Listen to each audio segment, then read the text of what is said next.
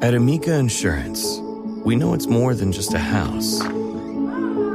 It's your home, the place that's filled with memories.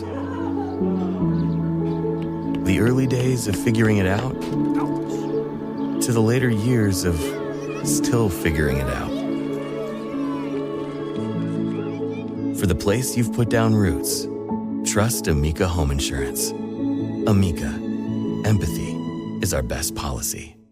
We're leaving today and entering a world of Cinderella castle sightseeing, Tron light cycling, Jungle Cruise punning, pirate swashbuckling, Everest climbing, dapper danning, soaring, fireworks show of I'm not crying, you're crying.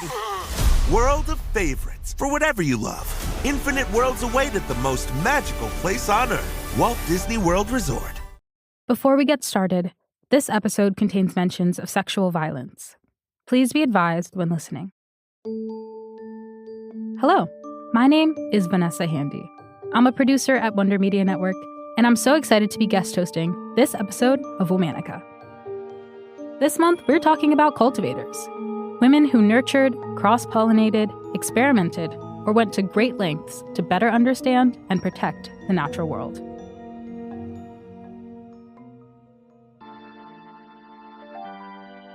When looking at the lives of women throughout history, there are often limitations to the information we can gather, particularly in the case of women of color, who are often overlooked by traditional archives. In the case of today's subject, despite the odds, she makes herself known in a violent archive, the archive of slavery. Though she has undeniably made her mark on history, her story is told primarily through the voices and perspectives of her oppressors, except in the case of a few oral histories and stories passed down in her home, Jamaica. Despite the biases of her known history, what remains clear is her wealth of knowledge in her field, the realms of healing and nursing. Today, we're looking at the life of a woman whose story cannot be easily told through the archive. Cubah Cornwallis.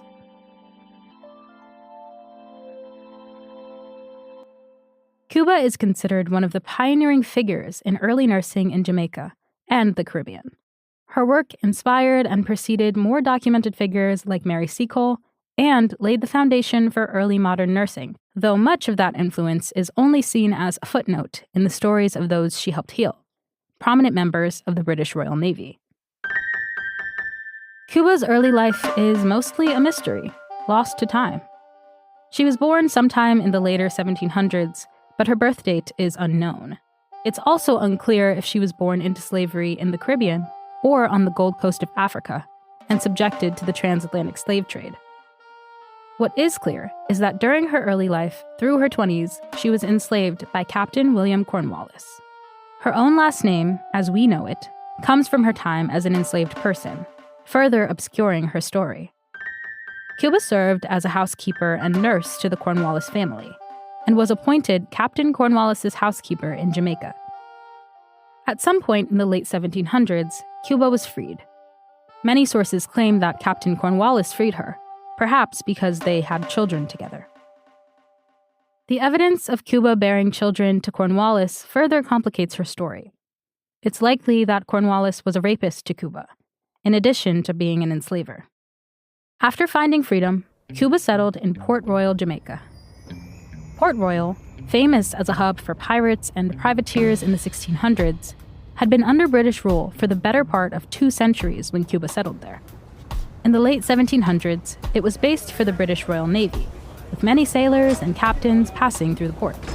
It was also a major port in the transatlantic slave trade, which had already steered much of the course of Cubah's life. The city saw huge amounts of wealth, chaos, and violence passing through it at any given time. During this period, there were few official hospitals. The population faced a barrage of illnesses, such as dysentery, yellow fever, malaria, and scurvy, causing many of the Navy and the general population to die at unprecedented rates.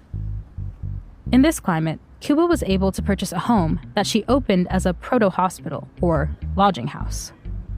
There, she treated naval officers as they passed through the port. she soon achieved enough success that her name was known throughout Port Royal and Jamaica.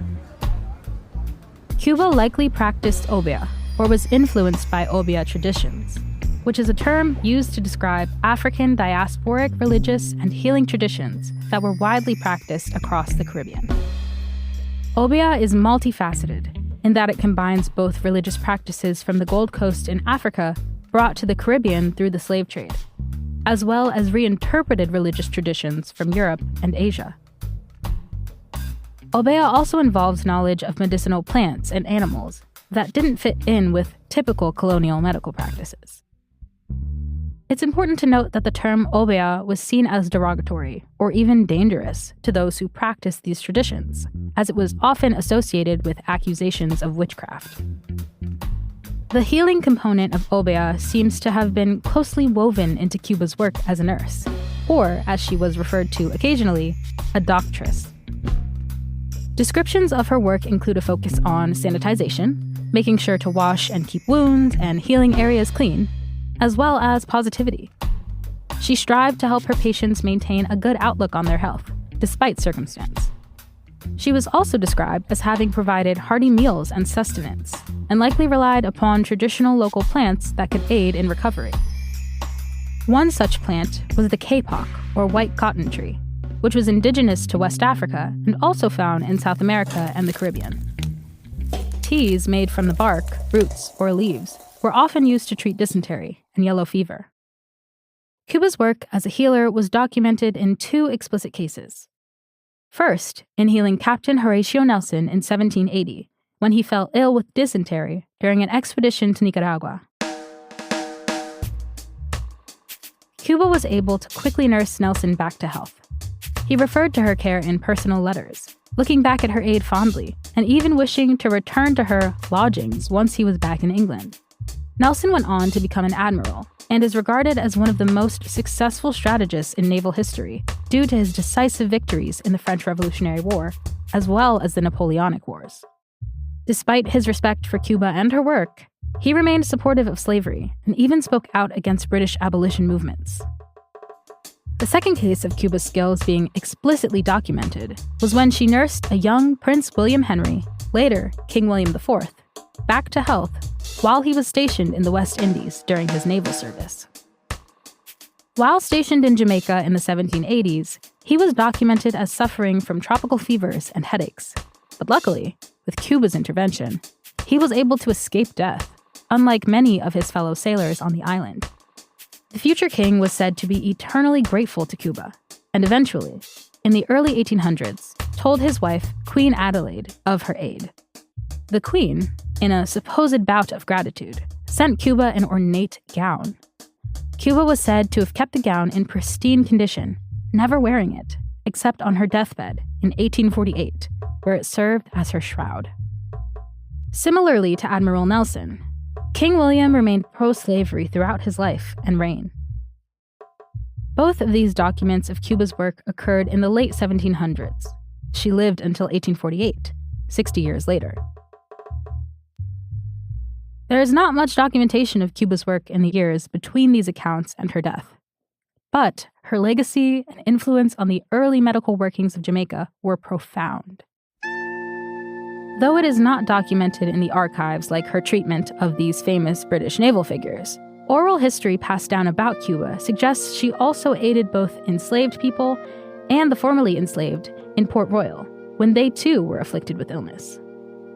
In 1855, a British visitor to Port Royal, Richard Hill, sought to document some of the city's history and current-day goings-on. Cubah was a figure he wanted to enshrine. He wrote, quote, "I find that Cubah has not perished from public memory." All month, we're talking about cultivators. For more information, find us on Facebook and Instagram at Womanica Podcast. Thanks to co-creators Jenny and Liz Kaplan for letting me guest host. Talk to you tomorrow.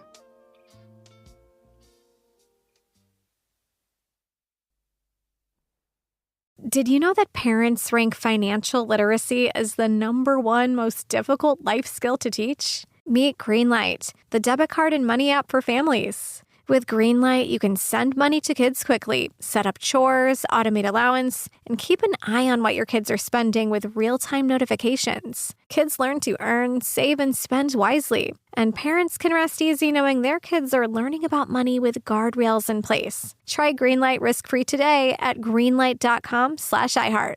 Residents at Brightview Senior Living Communities enjoy enhanced possibilities, independence, and choice. Brightview Dulles Corner in Herndon and Brightview, Great Falls, offer vibrant senior independent living, assisted living, and memory care services through various daily programs and cultural events. Chef-prepared meals, safety and security, transportation, resort-style amenities, and high-quality care. Everything you need is here. Discover more at brightviewseniorliving.com. Equal housing opportunity.